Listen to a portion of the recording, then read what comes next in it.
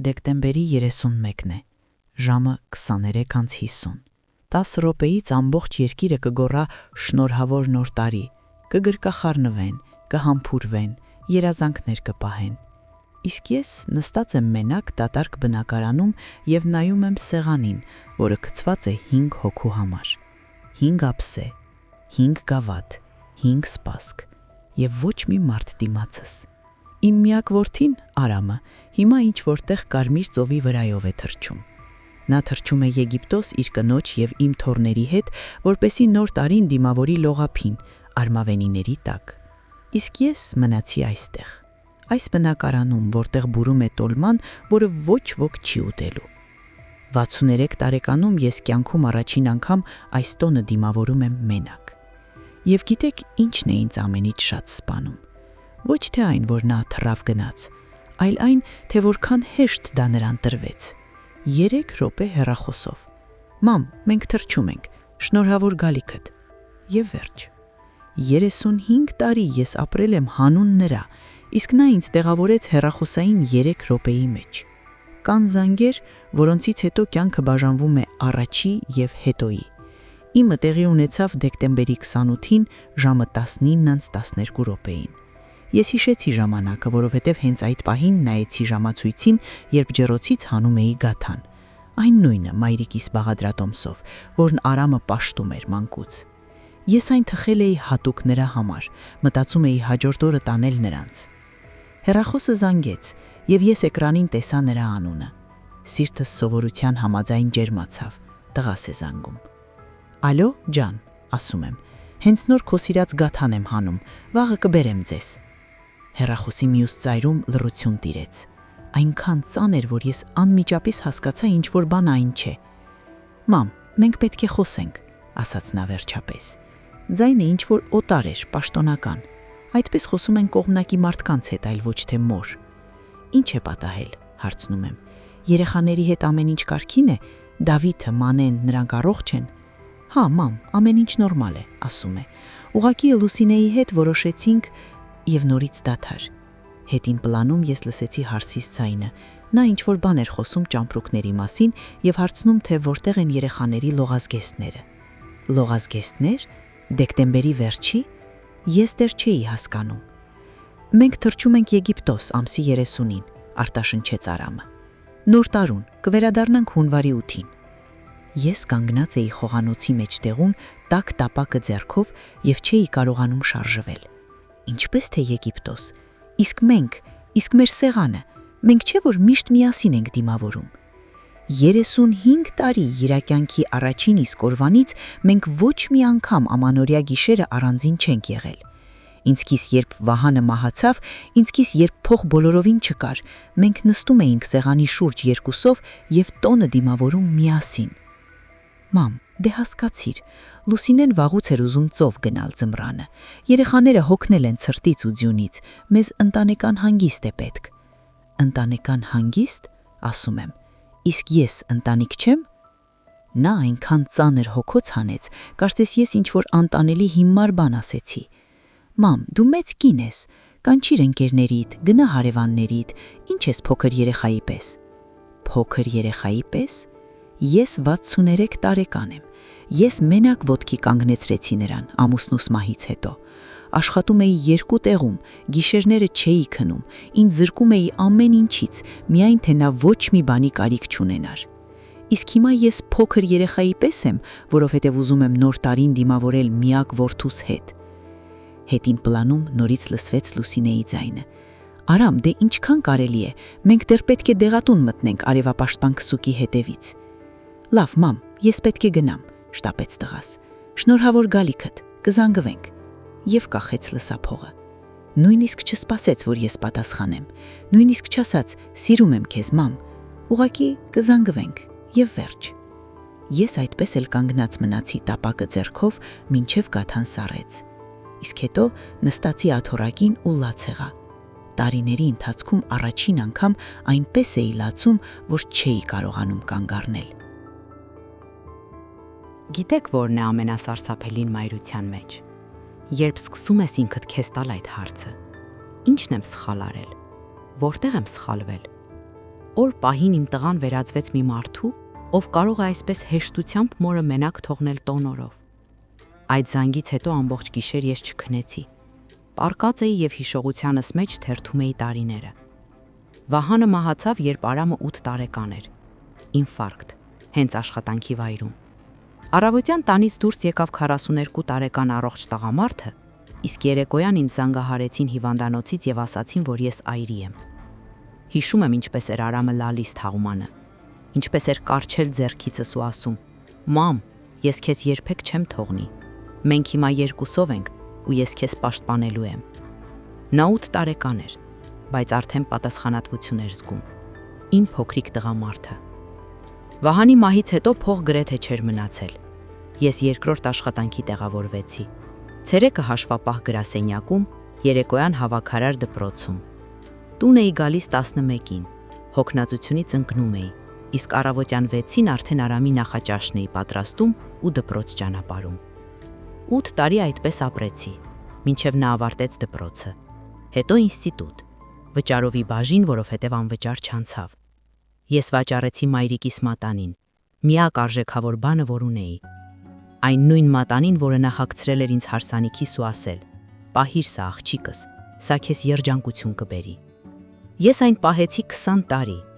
իսկ հետո տարա գրավատուն, որպիսի որդիս կրթություն ստանա։ Արամն այդ մասին չգիտեր։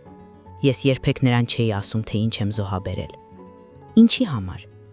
Նա երեխա էր, հետո ուսանող, հետո երիտասարդ մասնագետ։ Նա ուներ իր կյանքը, իր խնդիրները։ Ես չէի ուզում, որ նա իրեն պարտական զգար։ Գուցե հենց դա էր իմ սխալը։ Երբ նա դարձավ 25 տարեկան, ծանոթացավ Լուսինեի հետ։ Գեղեցիկ աղջիկ լավ ընտանիքից։ Սկզբում ես ուրախացա։ Վերջապես իմ տղան կունենա իր ընտանիքը, իր երեխաները, ես տատիկ կդառնամ։ Հարսանիքի համար ես ծախսեցի իմ բոլոր խնայողությունները։ Այն նույն գումարը, որը հետ էի գցել սև օրվա համար։ Ինչ սև օր կարող է լինել ավելի կարևոր, քան միակ որդու երջանկությունը։ Հարսանիքը գեղեցիկ էր։ 200 հյուր, ռեստորան, կենդանի երաժշտություն։ Լուսինեն փայլում էր սպիտակ զգեստի մեջ։ Արամը նայում էր նրան սիրահարված աչքերով։ Իսկ ես նստած էի սեղանի շուրջ ու լալիս էի երջանկությունից։ Մտածում էի, ահա այն, ամեն ինչ իզուր չէր։ Իմ բոլոր զոհողությունները, բոլոր անքուն գիշերները, այդ ամենը բերեց այս պահին, որդիս երջանիկ է։ Եթե միայն իմանայի այն ժամանակ, որ այդ օրը կդառնա վերջի սկիզբը, որ ամեն տարի նա ավելի ու ավելի կհեռանա, որ մի օր նա կզանգահարի ինձ ու կասի. «Մամ, մենք թռչում ենք, շնորհավոր գալիքդ» եւ կկախի լսափողը։ Եկեք ես ձեզ պատմեմ Լուսինեի մասին։ Ոչ, ես չեմ ասի, որ նա վատն է։ Ես այն սկեսուրներից չեմ, ովքեր ամեն ինչում մեղադրում են իրենց որդիների կանանց, բայց կան բաներ, որոնք անհնար է չնկատել, բաներ, որոնք կուտակվում են տարիներով, ձնագնդի պես, մինչև վերածվում են ձնահյուսի։ Առաջին զանգակը հնչեց հարսանիքից 1 ամիս անց։ Ես գնացի նրանց հյուր, 1 կաթսա տոլմայով։ Կեսուր պատրաստել էի, ջանացել էի, ինչպես երբեք։ Դուռը բացում է Լուսինեն, նայում է կաթսային եւ ասում. «Ուй, Անուշ ջան, իսկ մենք արդեն ընտրել ենք, պիցա ենք պատվիրել, գուցե հաջորդ անգամ նախապես զգուշացնեք»։ Զգուշացնեք։ Դուքով։ Կաթսան վերցրեց, դրեց սառնարանը եւ ես տեսա, թե ինչպես նա դեմքը ծամածրեց սխտորի հոտից։ Իսկ չէ, որ տոլվան առանց սխտորի տոլմա չէ։ Այդպես ինձ մայրս էր սովորեցրել։ Այդպես ես սովորեցրել էի Արամին։ Նա միշտ իմ տոլման ամեն ինչից շատ էր սիրում աշխարհում։ Հետո եղան ուրիշ զանգակներ։ Ավելի ու ավելի հազվադեպ էին հյուր կանչում։ Ավելի ու ավելի հաճախ նրանք պլաններ ունեին հանգստյան օրերի համար։ Երբ ծնվեց Դավիթը, ես շտապեցի ծննդատուն, ծաղիկներով ու նվերներով։ Լուսինեն վերմակի տակից նայեց ինձ ու ասաց. «Անուշ ջան, ես շատ հոգնած եմ, գուցե վաղը»։ Ես 3 ժամ նստեցի միջանցքում, սպասելով մինչև ինձ թույլ տան թորանս գրկել։ Արամը ոչինչ չէր նկատում, կամ ձևացնում էր, թե չի նկատում։ Երբ ես փորձում էի խոսել նրա հետ, նա ձեռքը թափ էր տալիս։ «Մամ, դու չափազանցնում ես, Լուսինեն լավն է, ուղղակի նա հոգնում է, 2 երեխան կատակ բան չէ»։ Ես գլխով էի անում ու լռում, որովհետև միթե մայրը կարող է վիճել որդու հետ նրա կնոջ պատճառով։ Դա նրան ընդմիշտ կորցնելու վստահ ուղի է։ Աստիճանաբար ես վերածվեցի հյուրի, մարդու, ում հրավիրում են ծնունդներին ու տոներին քաղաքավարությունից ելնելով, այն էլ ոչ միշտ։ Անցյալ տարի Մանեի ծննդյան օրը ինձ չկանչեցին, Արամն ասաց. «Մամ, մենք որոշել ենք նշել նեղ շրջապատում, միայն մենք ու Լուսինեի ծնողները»։ Լուսինեի ծնողները նշանակում են նեղ շրջապատեն, իսկ ես նրա հարազատ մայրը արդեն ոչ։ Ես ամբողջ գիշեր լաց եղա, իսկ առավոտյան զանգեցի ու շնորհավորեցի թոռնիկիս, կարծես ոչինչ չէր եղել, որովհետև ուրիշ ինչ էր ինձ մնում անել, սկանդալներ սարքել, ուշադրություն պահանջել։ Ոչ,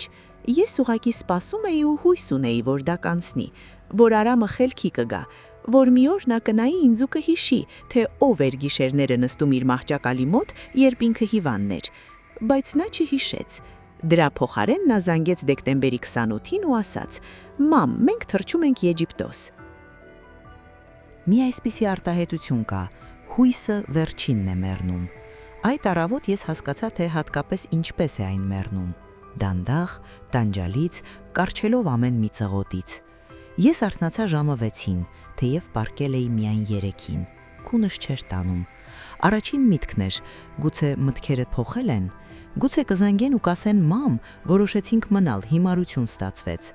Ես նույնիսկ պատկերացրի, թե ինչպես եմ մեծահոգաբար ներելու։ Դե լավ կասեմ, ինչ եք անում, պատահում է, կարևորը որ միասին ենք։ 8-ին ես արդեն խոհանոցում էի։ Սովորության համաձայն սկսեցի պատրաստել տոնական սեղանը, տոլմա, աղցաններ, գաթա։ Ձեռքերը անում էին սովորական գործը, իսկ գլուխը հրաժարվում էր հասկանալ, ում համար է այս ամենը։ Բայց ես պատրաստում էի, որովհետև այդպես էի անում ամեն տարի, որովհետև չէի կարող այլ կերպ։ 10-ին ես առաջին անգամ ստուգեցի հեռախոսը, ոչ մի հաղորդագրություն։ 11-ին նորից ստուգեցի, դատարկ է։ 12-ին չդիմացա և մտա Արամի էջը սոցիալական ցանցերում։ Ավելի լավ է չանեի դա։ Լուսանկարը տեղադրվել էր 1 ժամ առաջ։ Արամը, Լուսինեն և երեխաները օդանավակայանում։ Բոլորը ժպտում են։ Դավիթի ձեռքին հսկայական սառնաշաքար է։ Մանեն գրկել է փափուկ ուղտ։ Լուսանկարի տակ գրված էր. «Թռչում ենք նոր տարին դիմավորելու տաք ծովի մոտ։ Ուռա! Արձակուրդ» և մի ծով ուրախ սմայլիկներ։ Ես նայում էի այդ լուսանկարին և չէի կարողանում շնչել։ Նրանք երջանիկ են, նրանց համար լավ է։ Նրանց մտքով անգամ չի անցնում, որ ինչ-որ տեղ դատարկ բնակարանում նստած է մի կին, ով տվել է իր ամբողջ կյանքը հանուն նրա, որ այդ ժպտացող տղամարդը մեծանա և դառնա այն, ինչ կա։ Լուսանկարի մեկնաբանությունները մեկը մյուսից ոգևորված էին. «Ինչ ապրեք դուք, ինչ հրաշալի է, ուրախ հանգիստ» և ոչ մի հարց, իսկ մայրիկը։ Չնայած ով ընդհանրապես գիտի, որ նա մայր ունի։ Նրա էջում վերջին տարվա ընթացքում մեր ոչ մի համատեղ լուսանկար չկա։ Փոխարենը Լուսինեի ծնողների հետ, խնդրեմ, լիքը ալբոմ։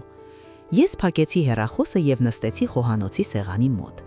Դիմացս դրված էին պատրաստի ուտելիքով լիքած սաները, որն ուտող չկար։ Տոնի հոտ էր գալիս, այն նույն հոտը, որը ես հիշում եմ մանկուց, որը մեր տանը լինում էր ամեն նոր տարի։ Միայն թե հիմա այդ հոտը ներծծված է ոչ թե ուրախությամբ, այլ դառնությամբ։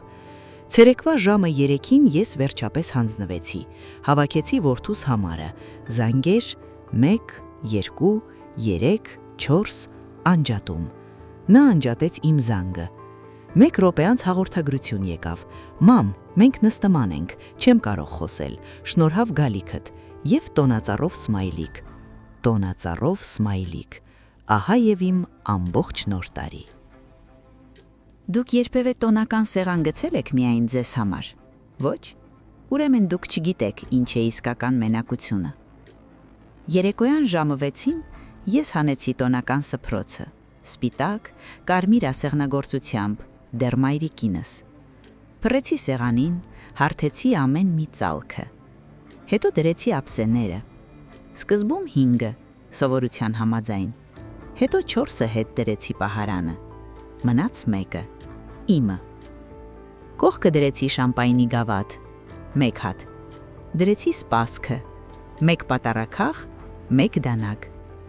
Հանեցի մոմը, վառեցի։ Կրակը տարուբերվեց, տվերներ գցելով շուրջը դրված դատարկ աթոռների վրա։ Ես նստեցի ու նայեցի այդ սեղանին։ Ուտելիքը կհերիքեր 10 հոգու, տոլմա, ամառային տոլմա,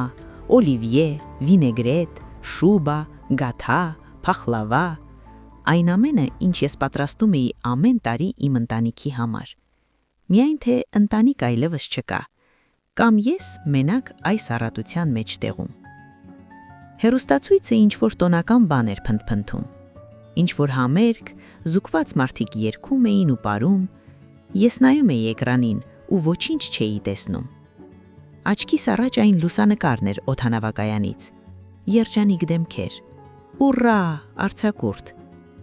Երեկոյան 8-ին հեռախոսը զանգեց, սիրտս թռավ տեղից, Արամն է։ Ես դողացող ձեռքերով վերցրի լսափողը, էկրանին ուրիշ անուն էր,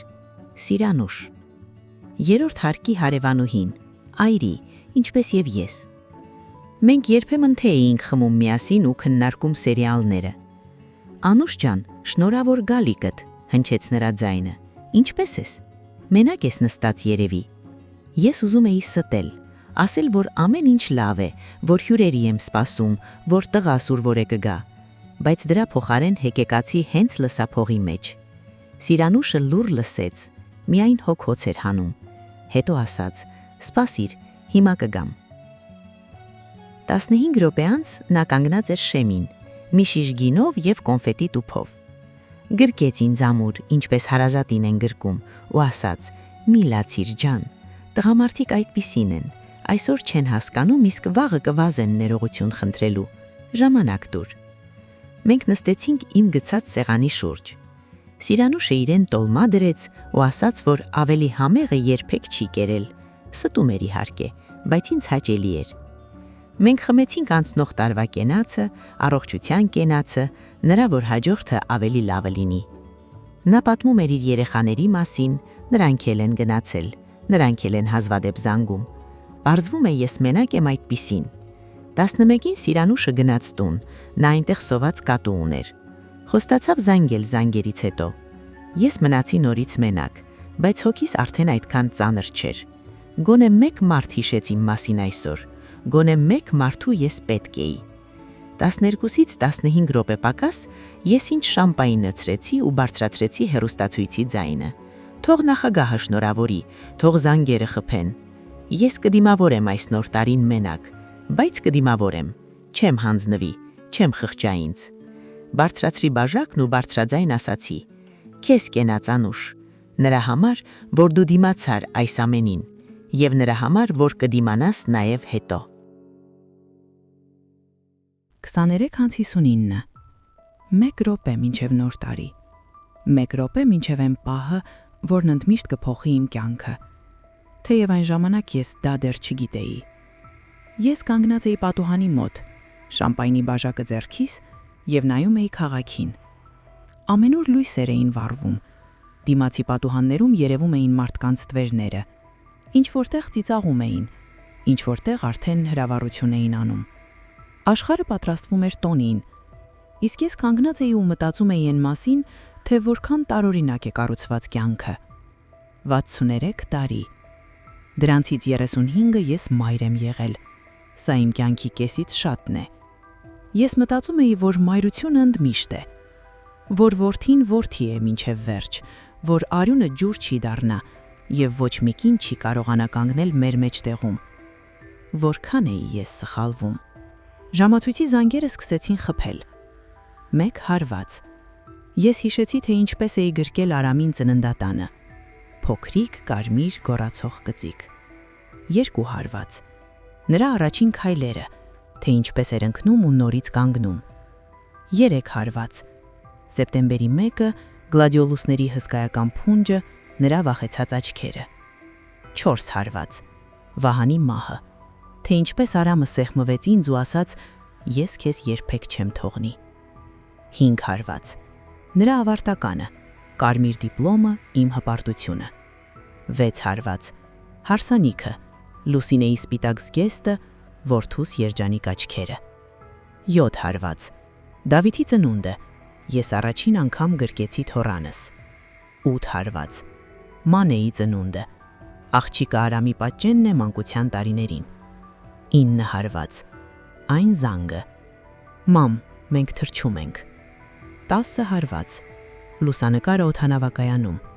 Ուռա, արձակուրդ։ 11 հարված։ Անջատված զանգը։ 12 հարված։ Շնորհավոր նոր տարի, Անուշ, ասացի ես ինքս ինձ։ Շնորհավոր նոր կյանք։ Խմեցի շամպայնը մի կումով։ Դառն էր եւ ոչ գինուց։ Բերանումս արցունքների համներ, որոնք ես կուլ էի տալիս ամբողջ երեկո։ Պատուհանից այն կողմ պայթեց հրավառությունը, երկինքը ներկելով կարմիր եւ ոսկեգույն։ Գեղեցիկ է։ Առաջ մենք հրավառությանը նայում էինք միասին։ Արամը երեխաներին նստացնում էր ուսերին, Լուսինեն լուսանկարում էր, ես կանգնում էի կողքին ու մտածում, թե ինչ երջանիկ եմ ես, ինչ հրաշալի ընտանիք ունեմ։ Հեռախոսը զանգեց ուղիղ 12:03 րոպեին։ Սիրանուշն էր, ինչպես եւ խոստացել էր։ Շնորհավոր նոր տարի, ջան, ասաց նա։ Ինչպես ես։ Դիմանում եմ, պատասխանեցի ես։ Դիմանում եմ։ Ապրես, ասաց նա։ Դու ուժեղ կին ես, Անուշ, ավելի ուժեղ, քան ինքդ ես կարծում։ Հիշիր դա։ Ես դրեցի լսափողը ու նորից նայեցի պատուհանից դուրս։ Մարդիկ թափվել էին փողոց, գրքախառնվում էին, շնորհավորանքներ էին գոռում։ Ինչ որտեղ երաժշտություն էր հնչում։ Նոր տարի եկավ ու աշխարհը շարունակեց պտտվել։ Իմ որդու հետ ինքնաթռի մեջ, թե առանց նրա, իմ թողաների հետ եգիպտական լողափիմ, թե առանց նրանց, աշխարհը կանգ չառավ իմ վշտի պատճառով։ Եվ նշանակում է ես էլ իրավունք չունեմ կանգ առնելու։ Այդ գիշեր ես որոշում կայացրի։ Ոչ միանգամից, ոչ հանկարծակի։ Այն հասունանում էր իմ մեջ դեռ դեկտեմբերի 28-ի այն զանգից սկսած, բայց վերջնականապես ձևավորվեց հենց այդ պահին, զանգերի ղողանջատկակ, դատարկ բնակարանում, էժանագին շամպայնի բաժակը ձեռքիս։ Ես այլևս չեմ սպասի։ Չեմ նստի հեռախոսի մոտ հույս ունենալով զանգի։ Չեմ պատրաստի ուտելիք 5 հոգու համար, երբ կալու եմ միայն ես։ Չեմ ապրի հանուն նրանց, ում ես պետք չեմ։ Ժամանակն է սկսել ապրել ինձ համար։ Գիտեք, որն է տարվա ամենածանր առավոտը։ Հունվարի 1-ը։ Երբ արթնանում ես գլխացավով, ծանրությամբ կրծքիդ մեջ, եւ առաջին վայրկյաններին չես հասկանում, թե ինչու ես քեզ այդքան վատ զգում։ Իսկ հետո հիշում ես, եւ դառնում է ավելի վատ։ Ես բացեցի աչքերս առավոտյան 9-ին։ Ձմեռային գորշ լույսը թափանցում էր վարագույրների միջով։ Բնակարանում լուռ էր ու ցուրտ։ Ես մոռացել էի գիշերը միացնել ջեռուցումը։ Պարկած էի ու նայում էի առաստաղին, ի վիճակի չլինելով վեր կենալ։ Ինչի համար։ Ում համար։ Հեռախոսը ձայն հանեց, ազդարարելով նոր հաղորդագրության մասին։ Ես ձգվեցի դեպի պահարանիկը, վերցրի այն չծալվող մատներով։ Էկրանին լուսավորվեց որդուս անունը։ Սիրտս թրթռաց շղթայված շան պես։ Հիմար սիրտ, մինչև հիմա հույս ունի։ Բացեցի հաղորդագրությունը։ Լուսանկար։ Արամը, Լուսինեն եւ երեխաները լողավազանի ֆոնին։ Բոլորը լողազգեստներով, արևայրուկ ընդունած երջանիկ։ Արմավենիներ, կապույտ ջուր, պայծառ արև։ Լուսանկարի տակ տեքստ։ Շնորհավոր նոր տարի, մամ։ Այստեղ +25 է, պատկերացնում ես։ Երեխաները հիացած են։ Համբուրում ենք։ Համբուրում ենք։ Նույնիսկ ոչ թե համբուրում եմ, այլ համբուրում ենք։ Հոգնակի թիվ։ Կարծես Լուսինեն էլ է ինձ համբուրում։ Կարծես նա իմ հանդեպ գոնե ինչ-որ հոգս ունի։ Ես նայում էի այդ լուսանկարին եւ զգում էի, թե ինչպես է ներսումս ինչ-որ բան կոտրվում։ Ցավոտ չէ, ոչ, ավելի շուտ թեթևացումով։ Այդպես կոտրվում է ոսկորը, որը սխալ էր սերտաճել, եւ բժիշկը կոտրում է այն նորից, որպեսի սերտաճի այնպես, ինչպես պետք է։ Ցավոտ է, բայց անհրաժեշտ։ Առաջ ես կնետվեի պատասխանելու, կգրեի ինչ ապրեք դուք, ինչ ուրախ եմ ձեզ համար, հանգստացեք, վայելեք, կթաքցնեի ցավս ավելի խորը, որպեսի չնեղացնեի որդուս։ Չէ՞ որ այդպես է կարգը, չէ՞։ Մայրը պետք է համբերի, մայրը պետք է հասկանա, մայրը պետք է ների։ Բայց այդ առավոտ ինչ-որ բան փոխվեց։ Ես դրեցի հեռախոսը հետ պահարանիկի վրա եւ չպատասխանեցի։ Ոչինչ չգրեցի։ Կյանքում առաջին անգամ ես չվազեցի ներողություն խնդրելու համար, որ գոյություն ունեմ, նրա համար, որ ցավ եմ զգում, նրա համար, որ ուզում եմ պետքական լինել։ Վեր կացա, ցնցուղ ընդունեցի, սուրճ եփեցի։ Նստեցի խոհանոցում պատուհանի մոտ եւ նայում էի, թե ինչպես է ձյունը գալիս։ Գեղեցիկ է, լուռ, խաղաղ։ Սեղանին դեռ դրված էր երեկվա երեկոյից մնացած ուտելիքը։ Ես հավաքեցի այն տարաների մեջ տարա հարևանուհի Սիրանուշին։ Նա ուրախացավ, ասաց, որ հենց չգիտեր ինչ պատրաստել։ Մենք թեյ էինք խմում եւ խոսում ամեն տեսակի դատարկ բաներից՝ եղանակից, խանութի գներից, սերիալից, որը նա նայում է։ Ոչ մի խոսք որդուս մասին, ոչ մի խոսք այն մասին, թե ինչպես անցավ գիշերը։ Ուղղակի երկու մարդ, որոնց լավ է միասին։ Ուղղակի երկու կին, ովքեր գտան իրար մենակության մեջ։ Երեկոյան ես նորից ստուգեցի հեռախոսը։ Արամն այլևս չէր գրել։ Երևի նեղացել էր, որ ես չպատասխանեցի ոգևորած հաղորդագրությամբ իր լուսանկարին։ Դե թող հիմա նա զգա, թե ինչպիսին է դա, երբ քեզ անտեսում են։ Անցավ 1 ամիս, նոր կյանքի մի ամբողջ ամիս։ Եվ գիտեք ինչ, ես ողջ մնացի։ Ավելին, ես սկսեցի ապրել իսկապես։ Ամեն ինչ սկսվեց մանրուքներից։ Ես գրանցվեցի նկարչության դասընթացների տեղի մշակույթի տանը։ Ամբողջ կյանքում ուզել եմ սովորել, բայց ժամանակ չկար։ Աշխատանք, որդի, թոռներ, եփել, թափել։ Հիմա ժամանակ չունենալու պատճառ չկար, եւ ես գնացի։ Պարզվեց, որ ես ընդունակություններ ունեմ։ Ուսուցչուհին, Նարինե անունով երիտասարդ աղջիկը, ասաց, որ ես լավ աչք ու հաստատուն ձեռք ունեմ։ Տարիների ընթացքում առաջին անգամ ինձ գովեցին ոչ թե տոլմայի եւ ոչ թե բնակարանի մաքրության համար։ Գովեցին ինձ, նրա համար, ինչ ես անում եմ ինձ համար։ Սիրանուշի հետ մենք սկսեցինք տեսնվել գրեթե ամենուր։ Միասին գնում էինք խանութ, զբոսնում այգում, թեյ խմում երեկոները։ Նա ծանոթացրեց ինձ իր ընկերուհիների հետ, նույնպես մենակ կանայք, ինչպես մենք։ Հիմա շաբաթօրերը մենք հավաքվում ենք 4-ով ու թուղթ ենք խաղում։ Ծիծաղում ենք, բամբասում, կիսմում բաղադրատոմսերով։ Ապրում ենք։ Արամը վերադարձավ Եգիպտոսից հունվարի 8-ին, ինչպես եւ պլանավորել էր։ Զանգեց հաջորդ օրը։ Մամ, ողջույն, ո՞նց ես։ Նորմալ, պատասխանեցի ես կարճ։ Նա լռեց, ակնհայտորեն սպասելով հարցախեղ դանելուն։ Ո՞նց հանգստացաք։ Ո՞նց են երեխաները։ Ո՞նց է ծովը։ Առաջ ես նրան կղողոհեի հարցերով, միայն թե պահեի խոսակցությունը, միայն թե լսեի նրա ձայնը ավելի երկար։ Մամ, գուցե մենք գանք հանգստյան օրերին, ասաց նա վերջապես։ Երեխաները կարոտել են։ Կարոտել են, ասում եմ, հետաքրքիր բան է ձեր պատասխանը։ Չէ, ասում եմ, հանգստյան օրերին ես զբաղված եմ, ես դասընթացներ ունեմ եւ հանդիպումներ ընկերուհիներիս հետ։ Եկեք հաջորդ շաբաթ զանգվենք, պայմանավորվենք։ Լռությունը լսափողի մեջ այնքան բարձր էր, որ ես գրեթե լսեցի, թե ինչպես կախ ընկավ նրա ծնոտը։ Մամ, դու լուրջ ես։ Դու զբաղված ես։ Լուրջ եմ, ասում եմ, շատ լուրջ։ Ես էլ եմ մարդարամ, ես էլ ունեմ իմ կյանքը։ Իմը, հասկանում ես, ոչ միայն ձերը։ Նա եկավ 2 օր անց, մենակ, առանց Լուսինեի ու երեխաների։ Նստեց խոհանոցում, նայում էր ինձ տարօրինակ աչքերով։ Մամ, ինչ է կատարվում, հարցրեց։ Դու ինձանից նեղացել ես Եգիպտոսի պատճառով։ Ես շփտացի։ Չեմ նեղացել, ասում եմ։ Ուղղակի հասկացա մի կարևոր բան։ Ես ամբողջ կյանքս ապրել եմ ուրիշների համար, հորդ համար, քեզ համար, քո ընտանիքի համար, իսկ ինձ համար չեմ ապրել ոչ մի օր։ Հիմա ժամանակն է։ Նա նստած էր ու լռում էր։ Հետո ասաց. Մամ, ներիր ինձ։ Ես չէի մտածում, որ քեզ համար այդքան վատ կլինի։ Ես չմտածեցի։ Չմտածեցիր, ասում եմ։ Հենց դա է։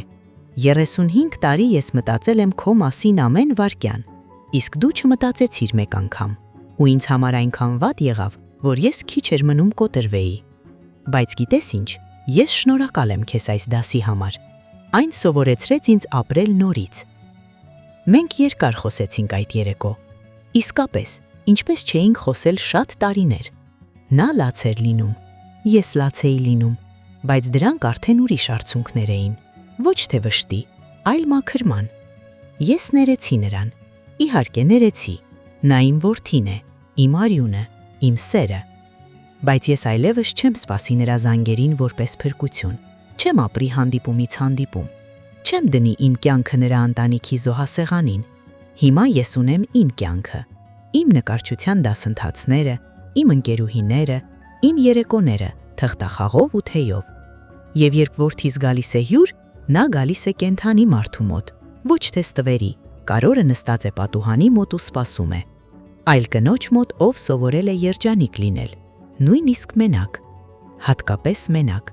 որովհետև մենակությունը դատավճիռ չէ, դա հնարավորություն է, հնարավորություն վերջապես հանդիպելու ինքդ քեզ։